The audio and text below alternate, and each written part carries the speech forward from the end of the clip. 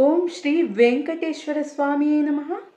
శ్రీ వెంకటేశ్వర స్తోత్రం. అనాథరక్షకం దేవం శ్రీ వెంకటేశం జగద్గురుం అనంత దివ్యనామం తే లోకమంగళకారకం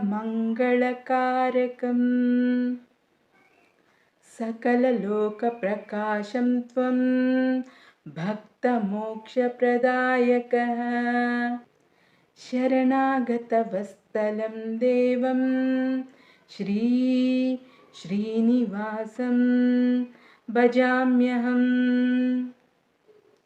త్వమేవ జగత్రక్షకస్త్వం లోకైకనాథదైవతం ఆశ్రితవరదో దేవః భక్తకల్పతరుం భజే.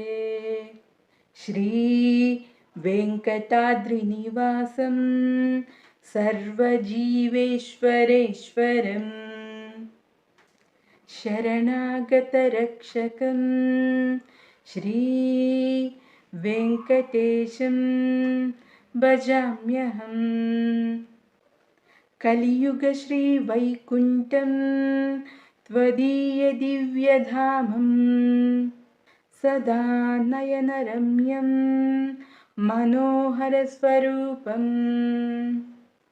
మంగళప్రదాతా దేవః కరుణారస సింధుః పాదసేవన భాగ్యం తే నామస్మరణ సర్వస్వం.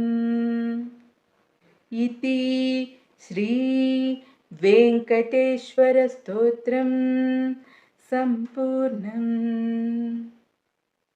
ఈ వీడియో మీ అందరికీ నచ్చినట్లయితే వీడియోని లైక్ చేయండి, షేర్ చేయండి మరియు మీ వాల్యుబుల్ కామెంట్ని కామెంట్ సెక్షన్లో తెలియజేయగలరు.